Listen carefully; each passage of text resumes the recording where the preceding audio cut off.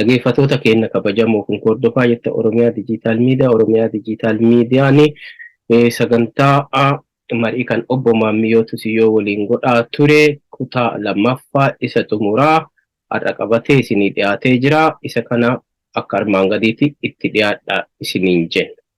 Isiiyyuu beekamaadha. Teessumti isiiyyuu Oromoon dubbachuu baatee iyyuu isiinuu bilbila Oromoo ta'u. Afaan qabattee dubbachuun malee iddoo afaan qabattee dubbattee Finfinnee aanta Oromooti jettee of himti. Hadha immoo Finfinnee Oromoo taasisuudhaaf maal faana deemaa sirni biyya kanaa heerri biifu ittiin bulchu jijjiiramuu qaba. Dambii yookiin immoo artikiliin Finfinnee Oromoo taasisu yookiin immoo qabatamaa afaan Oromoo afaan hojii federaalaa taasisu hojjetamaa jira itti deemaa jiran. Akkuma yeroo baay'ee adda addaatti miidiyaa irratti qaamoleen adda addaa hooggantoonni sadarkaa adda addaatti jiran ibsanitti dambii jijjiiruu gaafata, labsii jijjiiruu gaafata. Kana dhalafaa kaa'amee ammoo Oromoo waan biyya ta'uuf ta'eetii Finfinneen Oromootii jedhee dubbachuun utuma danda'amuu hin danda'amu. Because biyyi kun carraan biyya kanaa deemee of galeera waan ta'eef. Kanaaf muummichi ministeeraallee kana qabatee deemaa jira. Paartiin badhaadhinaallee adeemsa kana qabatee deemaa jira. Isaan maaf jedhama magaalaa Finfinnee keessatti faaruun maaf faarfamee Oromoo maaf as keessa deemaa waajjirri as keessatti maaf banamee hojjetama kan jedhanii waan boruu dhufu waan beekamuuf waan bariisaa mirkana waan beekamuuf jechuudha. Kun ammoo hin tura malee baay'ee turtii kana keessatti muummichi ministeeraa kun yookaan dhiibbaa keessaa falaatiin waraana keessaa falaatiin kan uumamaatiif kan namtolches waan baay'ee keessummeessaa ture mootummaa. Isa kanas dandamataa deemaa jiru. Bari waraansi TPLF waraansi bunniidhaa hajuun taate yookiin TPLF miti kan Itoophiyaa waraanaa ture. Waraana biyya alaati, waraana Ameerikaati, waraana Gibxiiti, waraana Suudaaniiti. Waraana hundatu bara wal gahee Itoophiyaa waraanaa ture. Kana dhageenye.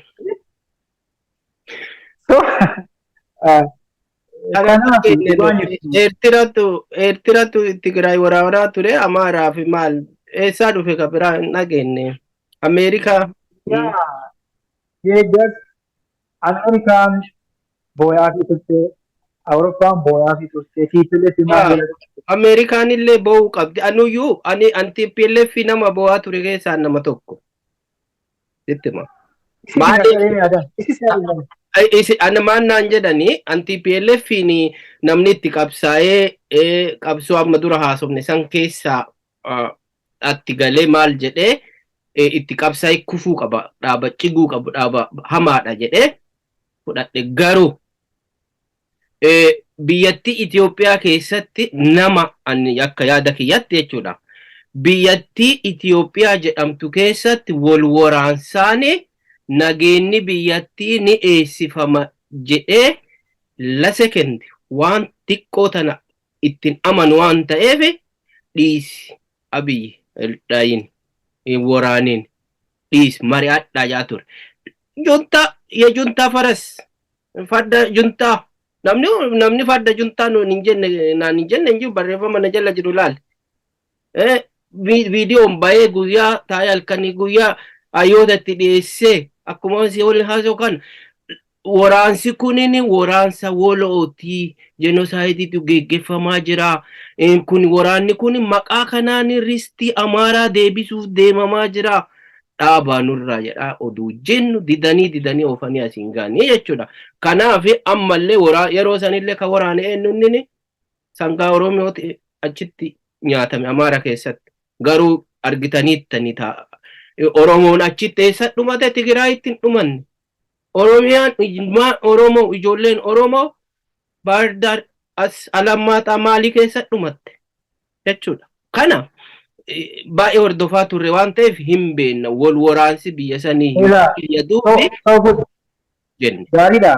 Yaadni ati kaafte sirriidha. Okay. So Finfinneen akkuma isaan sodaatanii dubbataa jiran kana. Kanaaf kana gochuudhaaf magaalaan guddoo Oromiyaadha. Finfinnee jechuu dura waan Oromoo isaatii fi waan Finfinnee Oromoo isaa keessanitti hojjechuudhaaf yaaliin mootummaa federaalaatii fi mootummaa naannoo hojjetaa jirullee isa guddaa fi abdii namatti. Isaan keessaa fakkeenya yoo fudhanne afaan Oromoo manneen barnoota afaan Oromoo baay'ee parsantii olaanaa keessatti banamanii barsiifamaa jiran. Erga isaan banamanii alaabaan Oromoo illee Oromiyaa kan fannifamuun itti deemamee faaruun itti deemamee isaan kuni waan dursamee Oromoon beekuu qabuu fi Oromoo ibsu dursanii irratti hojjetamaa jiran jechuudha. Mammaaka Oromoo keessa maal jedhanii arsiidha waan taatee hin beektaa. Gursummeetti baay'een jedhanii akka isiin baatu jedha Oromoo yooma. Dursanii maal gochuu qaba? Xiisammuu isaanii irratti hojjechuudha. Bakka isaan yoo tuqanii qummuunchan iyyitu tuquudha. Kanaaf jaalatamee jibbamee osoo hin taane heerichatu murteessa waan ta'eef dambii biyyaatitu hojiirra oolcha waan ta'eef afaan Oromoodha. Afaan hojii federaalaa lammaffaa ta'e itti himuun isaa yeroo yookiin ji'oota muraasa booda dikileer ka ta'u jedhee abdiin qaba. Isa kaaniin alatti wocni amma nafxanyaa gochu kun wocni amma jarrii irraa sabbaatu kun isaanuma miidhan malee isaan hin fayyadu. Garuu mootummaan federaalaa obsa qaba.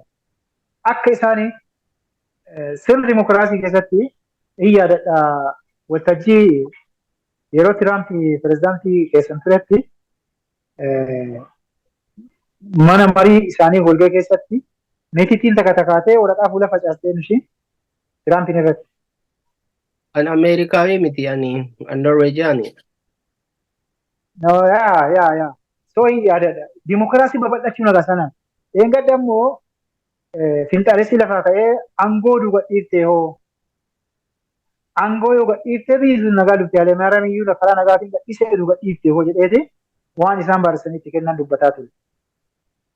Akkasumas jedhee waan raawwatamaa ture kanaaf iyyuu gaafatamtaa akkam gaafachamuu dandeetta jedhee dubbata. Kana jechuun maali? Kiristaal Taaddasaa ofii isaatii miti waan barreeffamee obboleewwan isaa hangafoota isaatii irraa akaakayyoo jedhamu keessan hojiirra oolchaa jira jechuudha. Kun abadan abjuu isaanii ta'a malee abjuun finxaaliyyiidha abjuu ta'ee hafa malee kana booda Oromoon gateetti isaan ittiin baadhatu hin qabu beekuu qabanis hin danda'amus. Kana gochuu irratti immoo mootummaan federaalas mootummaan naannoos akka mammaaka duratti himesanii hojiin jala lafa jala hojjetamaa jiru baay'eetu jira. Hojii guddaatu hojjetamaa jira. Yaa kana immoo isaan immoo fakkeenyaaf hundeeffama magaalaa Shaggarii waa maleedhaa miti. Finfinnee isaanii kennuu miti hundeeffama magaalaa Shaggarii irratti. Yoo mataayitilii kiyyallee ta'uu baate. Magaalaan Shaggar hundaa'uun laga gafarsaatii wal qabsiisa. Gabaabina. Laga gafarsaatiin kan wal qabsiisu magaalaa Finfinnee lagni gafarsaa Oromiyaa keessaa bahee isaan obaasaa isaanii waan barbaade dalaga. Kanammoo isaan hin beekne. Akkuma haaromsaa guddicha Itoophiyaadhaa Gibxi iyyaa jirtu kana isaan illee boruu ijjuun isaanii waan hin oolle.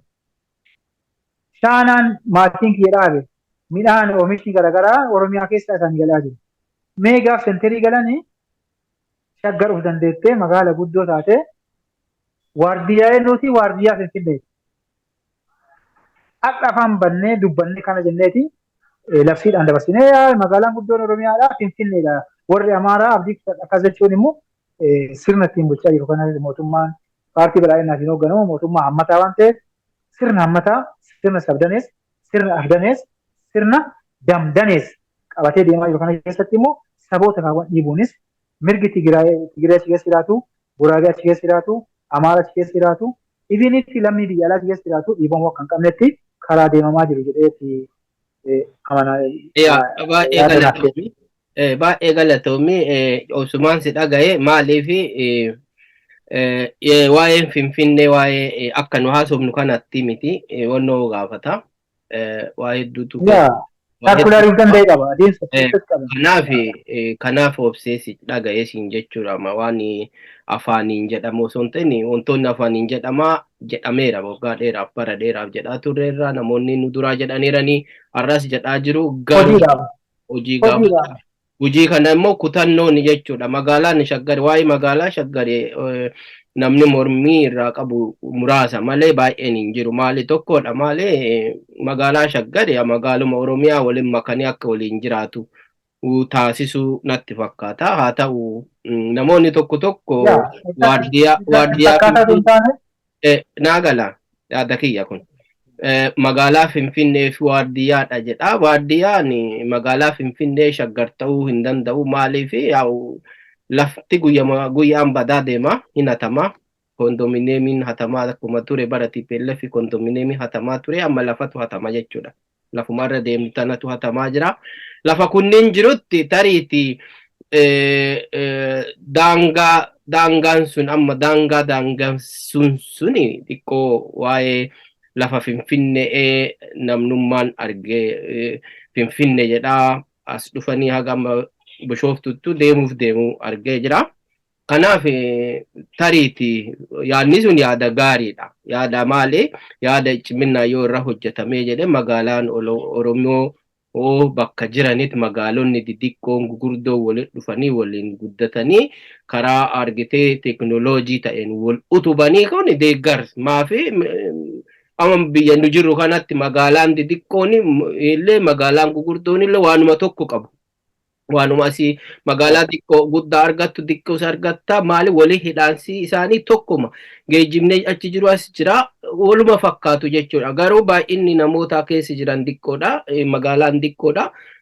Kanaaf maali waan magaalaa hidhamee jiru jechuudha. Walii hidhamtiinsi suniin waan fudhatamu waan jajjabeeffamuu qabu jennee yaadna. Immoo deebinee wantoonni PP'n waan hojjanne jechuu kenna miti. Waa hojjetaa jiran garuu waan hojjetan sana bifa qindaa'anii miti ka hojjetamaa jiru yaada jedhu qaba namoonni hedduun. Maali tokkoffaa eega saba ofiitti eega saba Oromootii dhaabbate maaliif saba Oromoo buqqisaa? Maaliif saba Oromoo gidiraa? Maaliif obboleessa isaa miidhaa?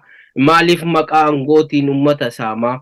Inni kun gaaffii bara baraaf nu dhaabnu miti dhaabnu isa kana jechuudha. Naannoo keenya misoomsu karaa baasuu hin danda'a, bishaan baasuu hin danda'a. Inni godhamaa jira isa jedhu argaatuma jirra. Wanti argaa jirru hedduun isaa maali? Wanti kennamu wanti uummataa kennamu xiqqoodha. Uummata irraa guddaan fuudhame uummataa xiqqoo kennama jechuudha. Kanaaf yeroo tokko ammas keessatti kakkaastaa paartii quuqama qabu, paartii mul'ata qabu, paartii sabaaf akkas ta'e yeroo jettu yeroo immoo bara hiyyeessitti dhabamaa jiru kun. Bara hiyyeessi maali? Hiyyeessa gara abbaa qabeenyaatti ol fiduu osoo hin ta'in akka nyaatee bulu sadarkaa taasisuu irratti hojjetamaa jira isa jedhu. Waanuma argaa jirtu ilaallamee amma sagantaa keenyallee fagaataa deemaa jira. Mee waa'ee PP kana keessaa bahuu fi wanti hunduu hidhatama qaba bahuu hin dandeenye.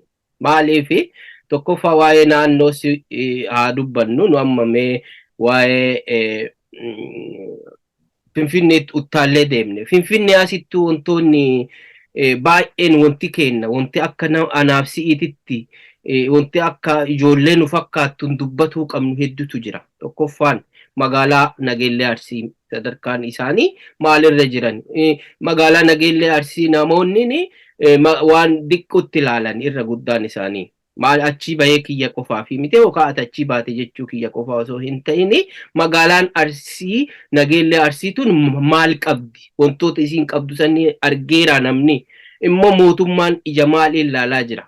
Waan jedhullee kanneen paartii amma biyya bulchu sun for example PP naannoo sana fakkeenya hora Arjaataa, Shaallaa, Qorkee, Diimonnoo, Guchii kanneen maaltu biyya dhaqee ture argee achuma jira jechuudha.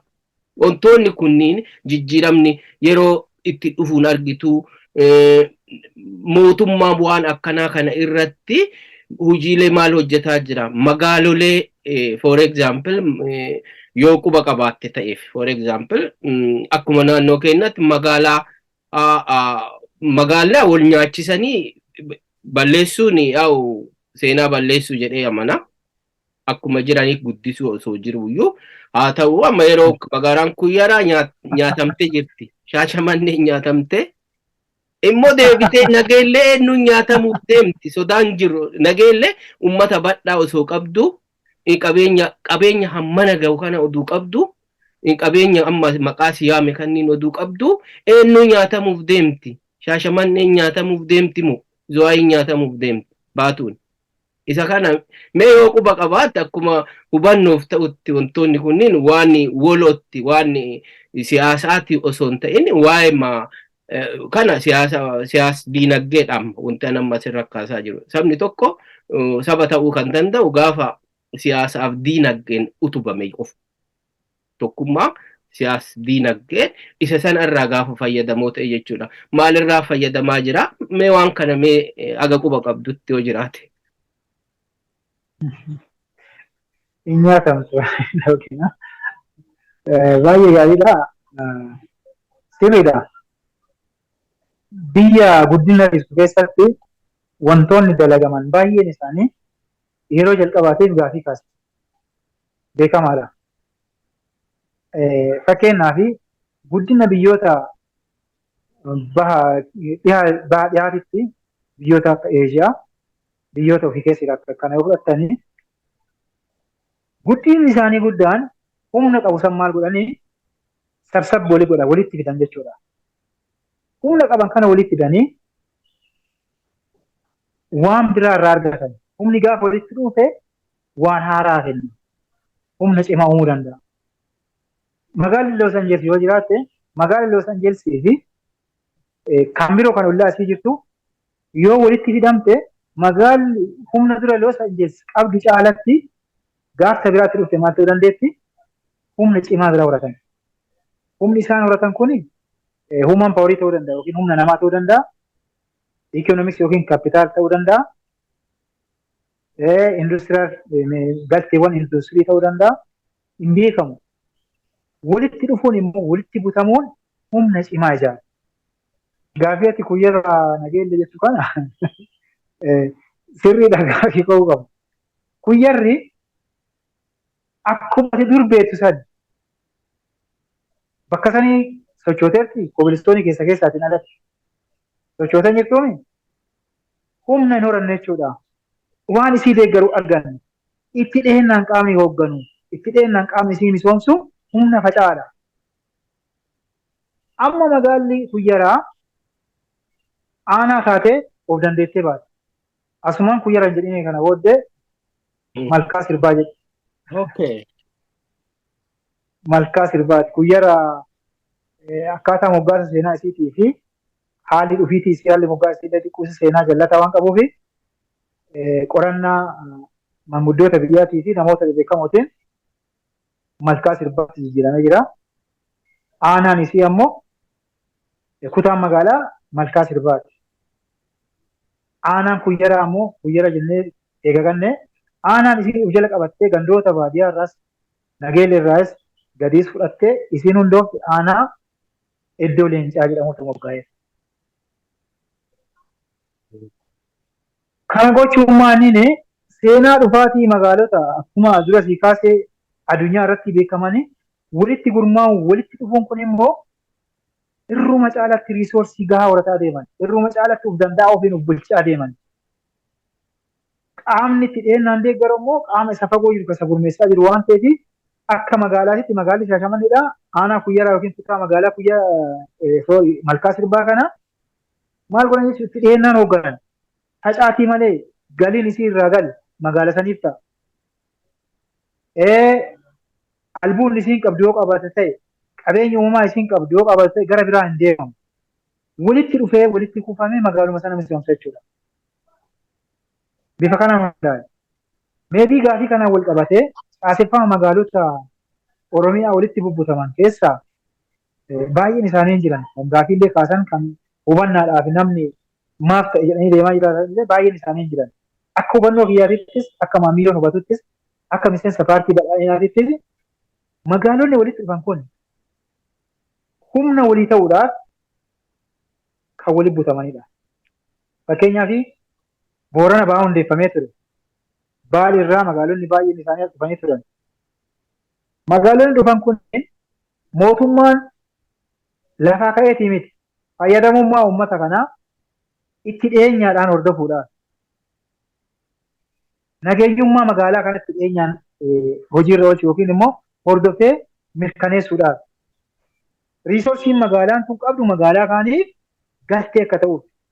Fakkeenya magaalaan Nageelleedhaa yookiin madda walaabuu yoo qabeenya uumamaa gahaa qabaatte akkasumas magaalaan Gujii Bahaa yookiin immoo Booranaa Nageellee Booranaa qabeenya biraa yoo qabaatte qabeenyi lamaan kunniin gaafa walitti dhufe humna walii ta'aa waan guddaa ta'a. Tokko jedhama tokko lama tokko garuu kophaa ofiitti immoo faayidaan qabdu. Gaaf tokkoof tokko walitti hidhame immoo lama sun immoo waan guddaadha. Humna ta'a foorsii ta'a jechuudha. Yaadaanis mallaqaanis walitti gaafa gurmooftee magaalonni dhufan tokkoffaa misooma isaanii ariifachiisaa taasisuudha. Magaalli takka magaala ta'uudhaaf tokko bu'uuraalee misoomaa guutachuu qabdi. Bu'uuraalee misoomaa keessaa inni ijoon daandiidha, ibsaadha, bishaan, manneen barnootaati, dhaabbilee tajaajila hawaasummaati. Kunniin hundi isaaniitti iyyuu bakka jiranitti immoo magaala taatee itti fufuu dandeetti. Humna horatti tokko isa kaaniif irree ta'a. Akka amma namoonni jallisanii seenaa Arsiif Gujii walitti oofuudhaaf, Booranaaf Gujii walitti oofuudhaaf maal jedhamu miti. San namni akka yaada isaatti hiikuu danda'a. Namni eebjote akka ofii isaa ta'etti hiikuu danda'a. Garuu mootummaan kan karoorte mee asitti waa si jechuu jedhee itti deebita sorry. Gaafiin kiyya sirri manna hubatteetta jedhee yaada. Yoo na hubatte ta'e amma waa'ee for example magaalota walii hidhuuni seenaanis Oromoon seenaa mataa isaa qaba. Dhufaatii mataa isaa qaba. Amma enumaayyuu kanneen amma akkuma fakkeenyaatiif kaase guyyaarri jiraattus Shaashamannee taatus. Sorry waan achirratti waa si dhoogaate. No. Diyaaloogii illee kan taane anis lakkisi dhagaan diyaaloogii. Profeshinii kiyyaan ala deebii si kennuu hin danda'amu. Profeshinii kiyyaa ala akkuma akka miseensa paartii jedhee hooggana miti deebii kennuu hin danda'u. Lakkisa san akka miseensa paartii sin gaafadha. Itti dhiyeennaanii hordofuudhaaf mootummaan bu'uuraalee misoomaa guutuudhaaf. Tokko amma magaalaan takka magaalaa takkatti jedhamtu seenaa isii gatteetii miti, aadaa isii gatteetii, eenyummaa isii gatteetii miti. Aadaa isii, seenaa isii, qabeenya isii qabattee akka jirtutti dhuftee wal deeggatti. Inni kun immoo hin danda'amu ogeeyyiin demogiraafiidha. Ogeeyyiin demogiraafiidha deebii itti kennuu danda'anii kuni ammoo baate. Inni amma dhugama maali yaada kennita ani yaada kee kennatta yaada kee illee anillee yaada kee kenna. Maali an akka kiyyatti dhugaadha maali magaalaa hidhamanii paaworii humna walii ta'a tokko humna tokko akka ta'u isaan hin fudhadha. Garuu magaalota didiqqaa amma akka Kuyyaraa akka amma for example Kofalee Qoree waliin makuun warra wal fakkaatu kunni rakkoo hin qabanii jechuudha. Waliin makuullee wannoo baatan wanti isaan argatan riisoorsii isaa argatanii fi maan paaworii achi keessatti jiru waliin hidhanii waan jabaa hojjechuu hin danda'ama. Garuu mootummaan kan lafa seenaa guddaa qabdu ta akka madda walaabu hidhata Oromoon qabdu iddoo Sikkomando fuudhee Booranni aadaa mataa addaa qabu ilachinnaa qabu. Bakka sanii aadaa mataa addaa qabu. Yeroon keessa sirriidha akka jettee bira darbitu waan hin barbaanneef.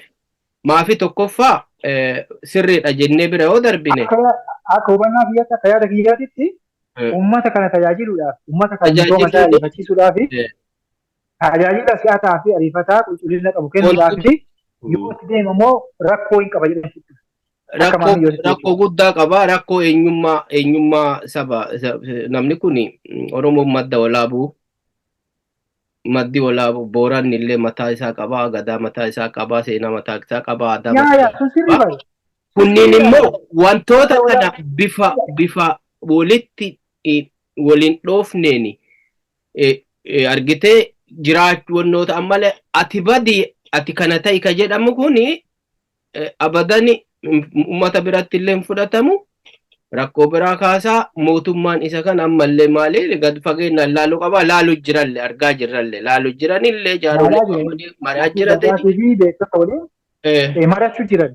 Mari'achuu jiran waan guddaa anama sirriidhaan ifati immoo oduu hayyooleen oduu abbooleen Gadaa oduu Oromoo madda walaabuu oduu sikkoo mando odaa bultum walii yaa'ee taa'ee oduu mari'ataa jiru aniifati sirri jechuun immoo hin barbaachisuuf si dhaabe.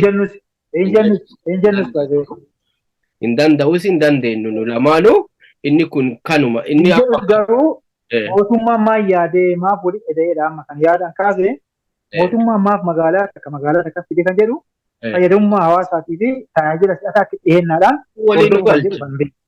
waliin galcha garuu jechuu ni qabna. Mootummaan immoo hojii raawwachiisaadha. Hojii raawwachiisaa uummanni bakka buufatemi I think akkana fakkaatutti uummataaf hojjeta waan ta'eef aadaa uummataaf seenaa uummataa bakka inni hin faallanitti bakka inni waliin dhayinitti eegee uummata tajaajila taanaan uummanni mootummaa biraa barbaaduuf wanti deemuuf hin jiru jechuudha. Yoo akka uummanni barbaadutti deema ta'e yoo immoo akka baay'ee lakke warra ibaluutti warra kee ati warra ibaluu ka ofiin jettu dhiisi amma anaadam jaalatoo faddoo jedhama ati maammiyyoo tusiyyoo ukaa jedhamta. Lakki maammiyyoo hadha dhiisi ati Adam jaalatoo fardoo ta'i maatii san taataa dharra maqaa kanaa waamamtoo jedha hin fudhattu. Inni isa kanati nama akkas jedhe sana. Garuu maammiyyoo tusiyyoo ukaatii fi Adam jaalatoo fardoo walitti dhufaniiti waan tokko nu godhuu fi waan faayidaa nuuf buusu irratti maal gochuu qabna yoo walii edamne dhiibbaan qabu jedhee fudhatan akka maammiyyoo. Kuni waa'ee mootummaan of eeggannoon hojjetuu qabu jedhee kenna maali tokkoffaa maali inni kun of eeggannoon hin hojjetamne taanaan rakkoo fida jedhee waan yaaduuf akka qabxiitti gabaabsee kaase. Maali rakkoon inni fidu maali uummanni Baalee fi Booranni bahaa suniin baay'ee uummata waggaa dheeraaf walirraa fuudhee waliin jiraatee jiru. Uummata kana jidduutti rakkoo uumuu deema jechuudha. Mootummaan daangaa gara daangaatti yeroo tokko beeta konfliktiin yookaan mormiin uummata jidduu uumaman gariin kama mootummaan uumaman yeroo garii ka arginu. Mootummaan mataa isaa hojii adeemsistoonni achi geggeessan sababa dogongoraas haa ta'u itti yaadamees haa ta'u waan kanaaf tariiti rakkoo uummata san jidduutti dhufuu sodaa waan jiruuf isa kana kanumaan bira darbina. Mee waa hedduu kaafne ammattan akka kiyyatti yaada guddaa na hafa jedhu hin qabu. Mee waan mata duree addaa yoo qabaatte waan irraa jennu yoo qabaatte. Nuti akka sabaatti saba Oromooti akka biyyatti immoo Itoophiyaadha. Garuu saba Oromoo taanee biyya Itoophiyaa keessa jiran saba Oromoo taanee biyya alaa biyyoota garaagaraa keessatti sababoota dhiibbaa adda addaatiin sababoota faayidaa dhuunfaatiin sababoota jireenya hawaasummaatiin sabni kun waggaa dheeraadhaaf akkuma wal jaalatu akkuma wal beekaa ture adda faffaca'ee seenaa fi aadaa isaa jaalala godina tokko qabu jaalala ilmaan abbaa tokkoo qaama biraatiif qabdu jidduu qaawalli yookiin immoo hafuurri faallaadhaa yeroo deddeebi'utu argamaa jira. Isa kanaaf immoo faalli akka Adam jaalatu fardoo miidiyaa qabatteera jirtutti akka maamiyyoo tusiyyoo isin waliin kaleessas waan ulfaataa keessa waliin dabarsine ka eenyuyyuu hin beekne. Baay'ee iciitiin qabsoodha ka jedhamu naafsi jidduutti namni beekuun jira garuu baay'ee namni jira jedhee yaadu abadan eenyuyyuu.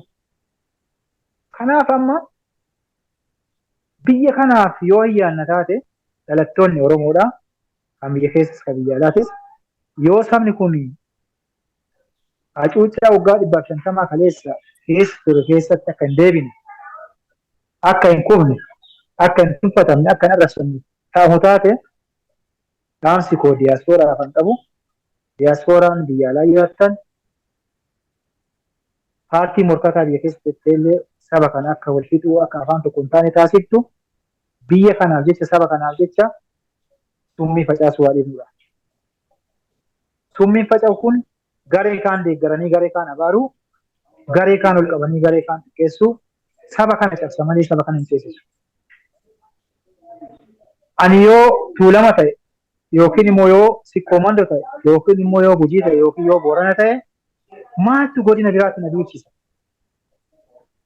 Qomoo tokkocha afaan tokko dubbanna, Oromummaa waamamna, maqaa Oromootiin hin xalayyiin kaabaa lachuun irra duulaa ture. Maqaa kana tursiifachuudhaaf gaheen diyaaspooraadhaa olaanaadha. Ammas garaagarummaa saba kana gidduutti yookiin immoo uummata bal'aa kana gidduutti kan oofu garaagarummaa ilaalcha siyaasaa anas si beekaa natu si hubataadha. Isa kana madditti dhiisee diyaasporaan kenna waan Oromoo tokko godhaa, waan saba kana itichee gaafii waggaa dheeraa gaafataa ture deebii hatantama akka itti argatu irratti yoo hojjete qofaadha. Ani achi taa'ee kaafa'oo deeggaraa, anas taa'ee badhaadhina deeggaraa, inni kun immoo maqaa abaaboo shaneetiin bosona seenee yakka garaagaraa raawwata. Kun immoo Oromoo tokko hin godhu. Oromoo ceessu, Oromoo bittinsa. Oromoo diinaaf saaxilu. Naqanyoonni gaafa Abiyyiin arrabsitu gaafa maqaa balleessitu maal jetti? Onnaaf shanee beeta mangistii halluu onnaaf shanee jetti bari. Onnaaf shanee yookiin abaaboo shanee masaara mootummaa jiru jetti. Walitti qabanii arrabsan. Gaafa nuti duulan kan immoo maayiidhaaf nuti gara diinaa hin duulle. Maaf afaan tokko taanee waa'ee saba kanaan dubbanne. Waa'ee guddina Oromoodha. Oromoo yeroo ammaa dinagdeedhaan salphatee jiru. Oromoo dinagdeen salphate kana diyaasporaan biyya alaabaa walitti kuufate qaba. Maaliif biyya keessa galee piroojeektii yookiin manneen barnootaa yookiin hospitaala wayii yookiin immoo madda galiidhaa madda galii uummanni Oromoo irraa tajaajilamu wayii maaf hin hojjanne. Anaaf Oromoon biyya alaa taa'ee rasaasa bitu Oromoo miti. Anaaf Oromoon biyya alaa taa'ee isnaaperii bitee garee kaan ajjeesee jedhu anaaf Oromoo miti. Anaaf Oromoon Wallaggaan qaqqabee Arsii ol qabu, Tuulama ol kaasee Gujii gadi qabu anaaf Oromoo miti. Oromoon kan qabsaa'aa jiruufillee Oromoon kallattii jiru hunda humna isaa walitti fidee diina afaan banee nutti deemaa jiru kana yoo ofirraa dhoogge Oromoo jennee fudhanna waan ta'eef iyyuu diyaaspooraa irraa dhaamsi hin qabu kan.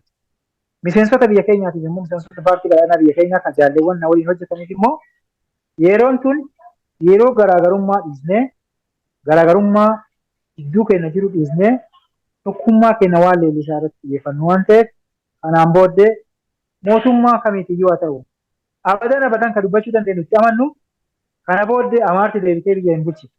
Kana booda juntaallee Tigireellee deebitee biyya hin bulchitu. Laafaa keenyaaf as deebinee irree haa taanu. Jabaa keenya ammoo jabaa jennee haa faarsinu. Kanaaf yeroo ammatti biyya kana kabajaa jiru Oromoodha. Oromoon hoogganamaa jirti. Oromoon garuu biyya bulchee hin danda'u jettee nu abaaraa jirti. Biyya bulchuu dadhabuu Oromoo ammoo maaliif mirkaneessina kan jedhutti immoo diyaaspooraadhaaf koomii yeroo baay'ee waan jiruufi isa kanaaf immoo karaa miidiyaa keetiitiin immoo maamiltoon hordoftoota baay'ee qabaa. Qabsaas ture. Ammas qabsoorra jira. Waan saba kana tokkoomsaa irratti haa duullu. Hedduu isin jaalladhaa. Waan dogoggoreef immoo isinis karaa miidiyaa keessaniitiin xiqqoo isii yeroo ijoollee 116 san irratti garaagarummaan gidduu keenya uumame waan ta'eef sanas taanaan mallatni karaa kiyyaan dhufee ayyaalillee hin jiru. Mallatni immoo gara biraatti qaama biratti dabarfamee qaama biraa tajaajila ofiitiif oolfate waan ta'eef akka nuti beektu kun immoo garaagarummaa keenya gidduutti akka hin uumne borus wal jaalannee wal kabajnee Oromoo mataa walaa qabachiisnu diina jalatti akka waliin salphifne kan jedhu dhaamsi qabu. Galatoomii baay'ee yaada bilchaata cimaa dhugaa wantoota kaafne keessatti dhawu si dhaga'e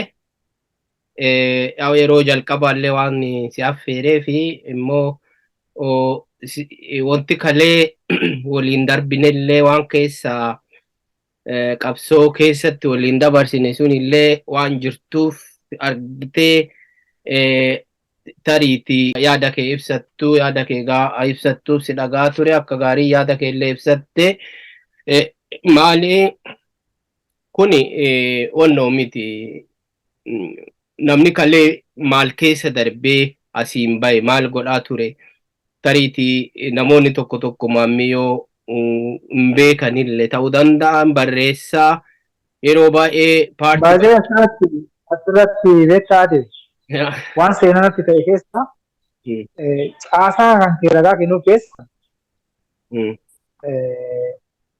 namni baay'een yoo an dubbadhe ma dhugaan jedhu garuu atiin beekta waan ta'eef. Ragaa bifa lama gaafa Jawaarii dabarsee 2010 jechuudha.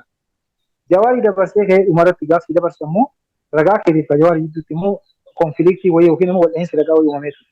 Yaadatta yoo ta'e. yaadadha.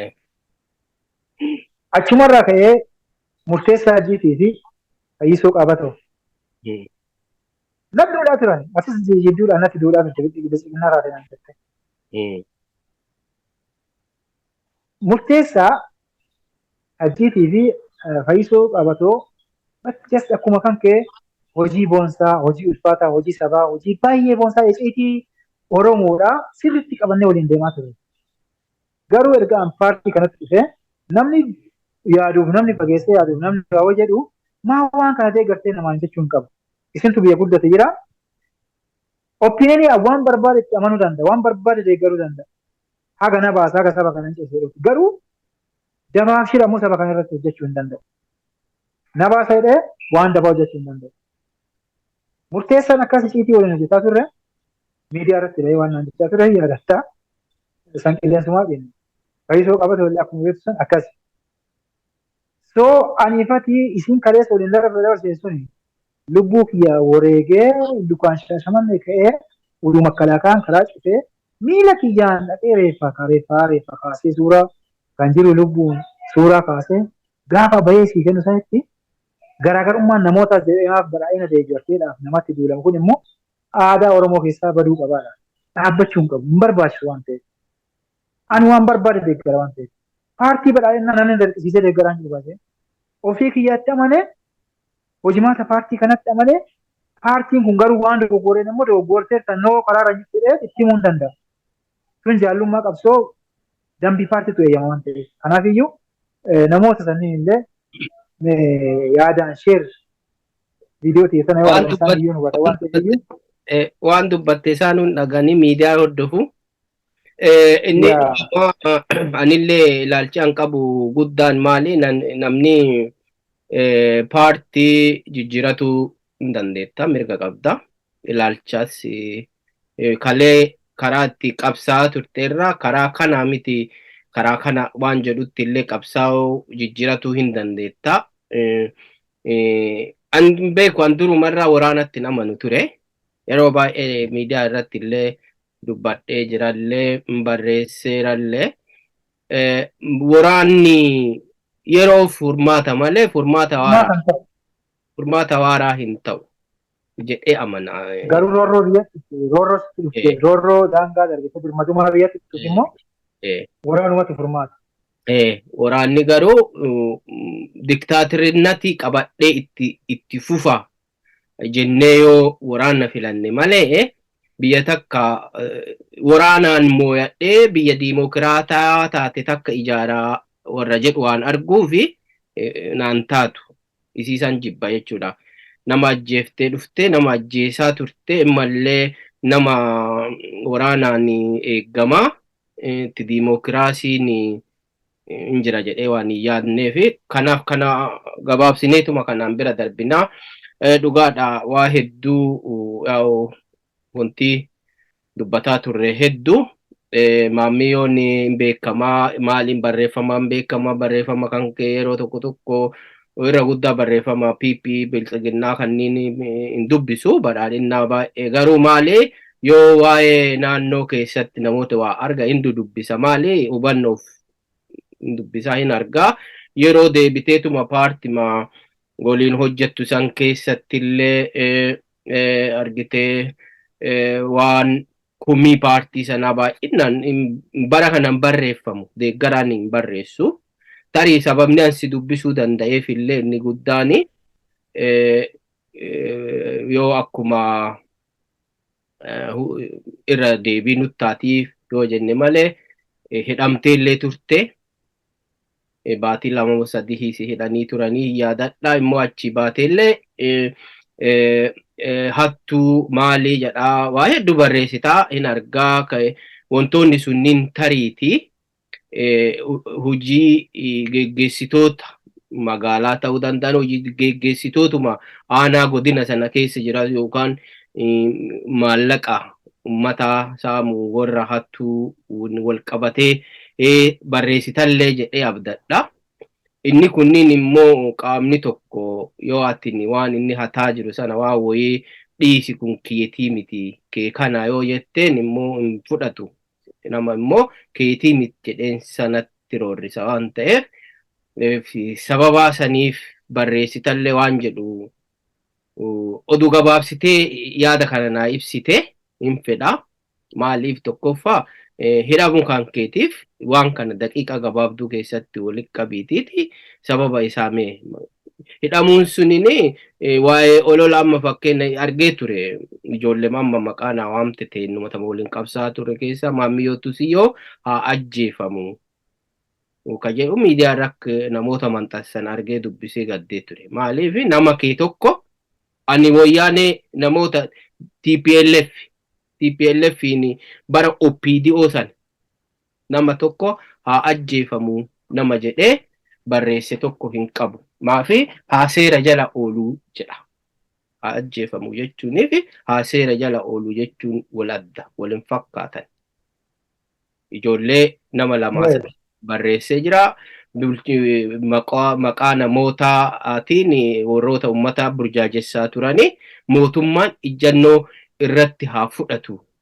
Qaamni biyya bulchaa jiru warroota kana seeratti haa dhiyeessu jedhee namoota gammaa sanii sababa barreeffama saniitiif hojii irraa mootummaan ari'ee OPDO onnaan dadhabduun bara saniitu nama san ariitee namoota 2-3 ariitee adda hagadhaa hojii mootummaatti hin deebine uummanni sunniin jechuudha. Nan yaadadhaan beekalle. Kanaaf mee gabaabsi tana jedhin xumurra.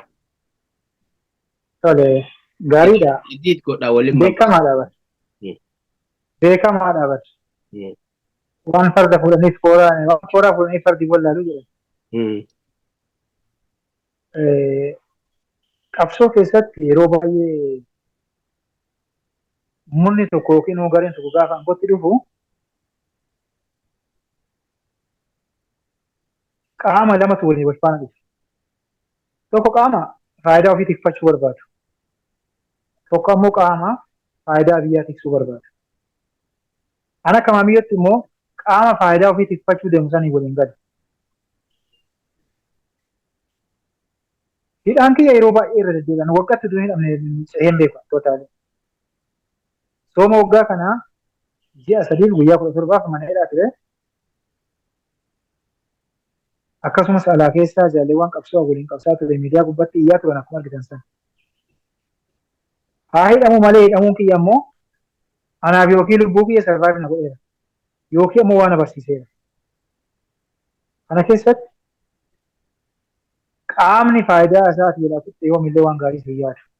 Maafi akkuma muummichi ministeeraa dubbate hattuun mana hin ijaartii makiinaallee hin bitattii jedhe. Garuu mana hin ijaartii malee keessa hin gattuu jedhe. Konkolaataallee bittii yaabbattee akka barbaadde deemuu dandeetti. Garuu konkolaataa kanaan immoo akka barbaadde hatuu hin dandeettu keessa deemtee.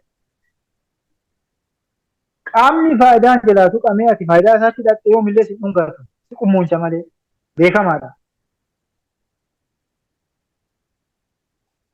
Jijjiirama keessatti paartiin tokko yookiin biyyi tokko gaafa jijjiirama qabsoo keessatti jijjiiramatti dhufe chaalenjiiwwan baay'ee yookiin immoo mudannoowwan baay'eetu isaa qunnamuu danda'a paartii isaa yookiin mootummaa sana. Kana keessatti murni gaafa qabsaa'u faayidaadhaaf yookiin immoo biyya kana bilisa baasa yookiin immoo saba kana bilisa baasa jedhee qabsaa'ee gaafa faayidaatti dhufe immoo faayidaa sanatti waan kalee qabsaa'eef dhiisee faayidaa sana faana fiiga. Faayidaa faana kalee akkana qabsaa'uuf jedhamumaa faayidaa faana fiiga gaafa jedhame immoo dabarsee maqaa biraas hin kennu. inni bee akkasii inni waan akkanaati jedhee innummaan kaleessa waliin nyaataa dhuge innummaan kaleessa waan barbaachise waliin iciitii qabsoos waliin dhandhamaa ture hadhaa qabsoos waliin dhandhamaa ture waan kana saasii saaxila yookiin immoo dabarsee si kenna maqaa sobaatiin jechuudha. Akkasiin jedhee waan akkanaa dubbataa waan akkanaadha jedhaniitumaan si saaxila. Anaaf immoo kun haarawaa miti.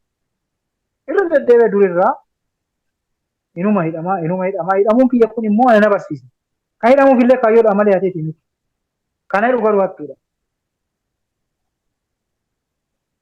Hatee miti kan hidhamu. Hattutti waan qabsa'u. Hojimaata badatti waan qabsa'u. Akka qabsa'ullee kana eeyyame garuu maal inni hojimaata paartii badhaadhinaa. Dambii paartiiti. Dambiin paartiidha. Karaa hojimaata dambii paartii cabsineen qabsaa'ee jaallummaa qabsootii isin jedha. Ati yoo kanatti qabsoofte ammoo warri faayidaan jalaatu qameefi hojimaaticha kanaayyuu caccabsanii akka barbaadan akka kaleessa isaanii jiraachuu barbaadan immoo si adamsiisan. Kanaafiyyuu muuxannoo yeroo dheeraa waan ta'eef boris hidhamuu danda'a. Hidhamuu dhiisuu danda'an beekamu. Garuu qabsoon sabaaf nuti goonu.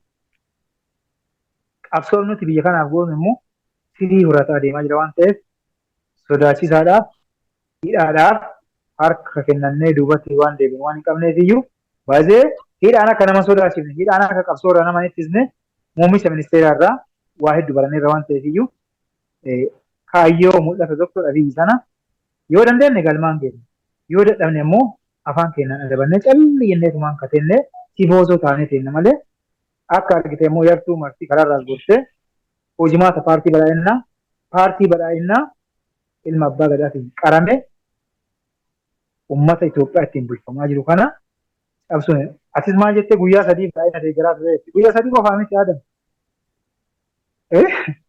Gaafa muummichi ministeera affeerraan godhameef isin bira dhufe muummichi ministeera affeerraan godhameef isin bira dhufe akka keessummeessa akkamii haa gooteef hin beekan biyya yaadadha waan ta'eef. Waa mufannaan duubatti deebisan. Duuba deemuutu hin taane hojimaata paartii keessatti qabsooftee sirreessuu qabda. Itti qabsoofta nama sana. Haga humni kan keessa dadhabsiise haga dandeettii qabaatutti waan kan dhiisuu hin qabdu. Ana akka maamiyyoo hanqina qabaachuu danda'a. Hanqina kiyyarraa maal baradhaa? Isa hanqina qabu sani qabsaa'uu duraan immoo hanqina kiyya ofitti qabsaa'ee of sirreessuu qaba. Yoo hin hata ta'e hanna dhiisuu qaba. Yoo hin kijiba ta'e kijiba dhiisuu qaba. Yoo immoo fakkaadhee walwaalummaadhaan har'a badhaadhina boru abaaboo iftaan maal ta'an deema taate kanarraa fooyya'uu qaba. Namoota akkanaatti nu rakkise. Namoota kootii lama uffatantu nu rakkise. Namoota miila lamaan dhaabbatantu nu rakkise. Angaruu akka maamiyyootitti kan deeggarus paartii badhaadhinaati. Hojimaan qabadhee deemu uleen xiyyeeffate kan qabadhee deemuun sararaa paartiin badhaadhinaa irra deemee danda'an jedhee irra deema malee sanii ala socho'uu hin danda'u. Because paartii kaayyoodhaaf deeggara malee paartii fakkeessuuf mul'achuuf itti dinagdee irrachuuf hin akka maamiyyootitti hin deeggara akka isin beektan sana cichee deeggara. Garuu faayidaan paartii kanarraa argadhe keessa yoo jiraate sabni kun ittiin mataa wal qabachuu akka Oromootti jiraachuudha. Faayidaan an argadhe keessa. Paartiin kun akka Oromootitti akka Oromoon bakka bu'ee ofii isaatti paartii ofii masakkaa jiru paartii ofii karaa qabsaa jirutti qabatee deemaa jiru waan ta'eef faayidaan argadhe yaada. Akka maamiyyooti garuu dhuunfatti maamiyyoon kaleessa kootii kan uffatullee hadhalee kootii kan uffataa. Maamiyyoon kalee mana kiraa kafalullee hadhalee mana kiraa kafalaa. Wanti addanaa ta'e hin jiru. Kanaaf qabsoo keessatti namni miila lamaan dhaabbate qabsoo keessatti namni kootii lama uffate yoomillee siif waan gaarii yaadu waan ta'eef iyyuu kanumaa fi naannessanii yeroo baay'ee gara washaadoo yookiin immoo siibotti dhugatan jechuu barbaade. Okay, galatoomii dhugaa ulfaadhu yaada waan sammuu kiyya keessa jiruu fi waan kana si gaafadhe dhaggeeffattoota keenya kun hordofaa jirta Oromiyaa Diijitaal Miidiyaa keessummaa biyya irraa obbo Maammiyyoo Tusiyyoo waliin sa'a dheeraa fi gaafiif deebii godhaa jirru. Obbo Maammiyyoo mee amma sagantaa keenya gara goolabuutti deemnaa yookaan gara xumura mataa maruu jennaani. Garasitti deemnaa yaadolee badhaa kaafne hedduu kaafne Maammiyyoo eenyurraa jalqabne akkamitti wal barreerraa jalqabne qabsoo Oromoo akkamii waliin qabsaa turre jedhaa kaafne turre immoo deebinee waa'ee paartii adda keessa jirtullee haga wayii irraa dudubbanneerra. Mee kanniin irraa wanti hin hafe silaa hadha dubbadhuu qaba carraa kanatti. Kun amma baay'ee gaariidha Oromiyaa irraa kan sanuu magaalaa bareedduu Shaashamannee sana irraa bifa kanaan toora onlaayinii na waliin argamte yaada qabdu ibsachuu keetiif kunuyyuu waan guddaadha. Mee wanti si hafe yoo jiraate daqiiqa takka keessatti irra naa buusee nagaadha mala. Baay'ee turtii yeroo dheeraa gara sa'aatii 2 akkas waliin turre. Turtii kana keessatti immoo waan barsiisuudhaaf waan irraa barachuu qabu baay'ee waliin haasaa turre. Dhaamsi kee kadhumaa ammas dhaamachuun Oromoon diina biraan qabu. Diinni Oromoodhaa ilmaan kaaba jirtu lama. Ilmaan kaabaa lamaan hin beekamanii Finxaaliyyii Amaaraatii fi Finxaaliyyii Tigraayiiti. Mootummaan biyya bulchaa jiru mootummaa Oromooti. Warri kaabaa ammoo ilmaan ufuneedha isaan. Lamaanuu ufuneedha. Namalee ka biraa ka beeku hin jiruudha isaan. Namalee ka humna qabu hin jiruudha isaan. Ummata dabeessa bar ummata gowwaa kootii kan kee arge kootii kiyya sin jedhu. Ummata seenaa isaa keessatti biyya ta'uyyuu hin beekamnetu hadha immoo Oromoon biyya bulchuu hin danda'u nutti afaan isaa bana. Ummata kaleessa Oromoon akka surree uffatan barsiisu hadha Oromoo arrasuutti jira. Ummata kaleessa sabni biyya kanaa qabsoo keessatti Oromoon gaafa weerartuu alaatii weeramu Itoophiyaan gaafa weerartuu alaatii weeraramtu kan itti dhumate bar jeneraalota 11 keessaa jira haalli 9 kan Oromooti. Ummata jeneraala 9 kana bari kiyyaa warra kaabaati Amaara jedhee dhaaddatu. Ummata kana afotti ummanni keenya Oromoo biyya keessaa biyya alaa jettu. Muummichi ministeeraa ilma Oromooti Oromoo masaara jira. Dogoggora qabaachuu danda'a. Namni hojjetu dogoggora qabu waan ta'eef. Dogoggora kana laallee ammoo dhakaa walitti darbachuu caalaa waraabessa kaaba ta'ee afaan nutti mataa jiru kana akkamitti akka ofirraa deebisnu maal gochuu qabnutti haa xiyyeeffannu itti haa deemnu yoo kana goone ammoo Oromoon waggaa 100 miti jijjiirraa sarkuleeshiniidhaatiin akkaataa aangoo geeffatee sabni biraa akka dhuunfatti haalli mijataa deemaa jira waan ta'eef iyyuu karaa Dr. Abiy qabatee deemaa jiru kana dogoggora isaa itti himaa hanqina inni qaburratti karaa agarsiisaa keessaa wal dubbisaa diina ammoo salphisuu qabnutti akka hojjennuudhaati. Xumura irratti immoo warri miidiyaa kana hordofaa jirtan biyya keessas biyya alaa bosonas manas ergaan ani isiniif qabu yeroon ammaa yeroo Oromoon qawweedhaan bilisooma jettanii bosona keessa deemtan iddoo hin taane yeroo Oromoon itti tokkoomee hiyyummaa kaleessa jaarraa dheeraadhaaf keessa ture itti seenaa taasisu waan ta'eef waraanni faashinii darbe waraanni biyya kamiiyyuu misoomsa hin jiru fakkeenya Sooriyaadhaa fi Yukireeniidhaa fi Raashiyaa fudhachuu dandeenya. Nagadhaa biyyoonni guddatan nagadhaa waraana keessa jiran waraanni eenyuuf hin fayyadu waan ta'eef koottaa labsii abbootii gadaatiif mootummaan isinii kenne hordofaatii koottaa biyyatti deebi'aa obboleessa keessanii irree ta'a jechuun barbaada.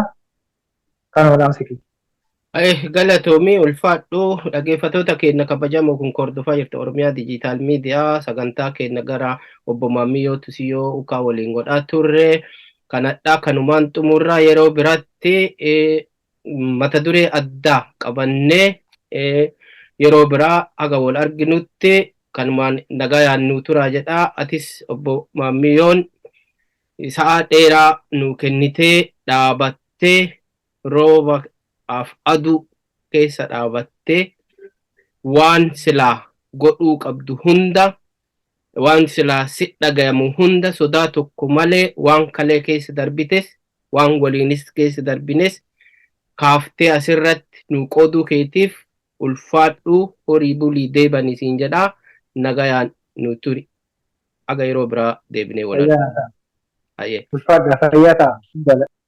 dhaggeeffattoota keenya kabajamoo kun hordofaa jirta Oromiyaa Dijiitaal Miidiyaa. Oromiyaa Dijiitaal Miidiyaan sagantaa marii obbo Maammiyyoo Tusiyyoo waliin godhaa ture. Kutaa xumuraa kanadha. Kanumaan xumuraa sagantaa birootiin hamma deebinee wal arginutti kanumaan nagayaan nu turaa isiniin jedhaate obbo Maammiyyoo isinis waamicha Oromiyaa Dijiitaal Miidiyaan isinii godhe kabajtanii asirratti argamuu keessaniif horaa bulaa deebanaa isiniin jedhaa. Yeroo biraa sagantaa biraatiin mata duree biraa qabannee haga walitti deebinutti nagaan nu turaa isiniin jedha.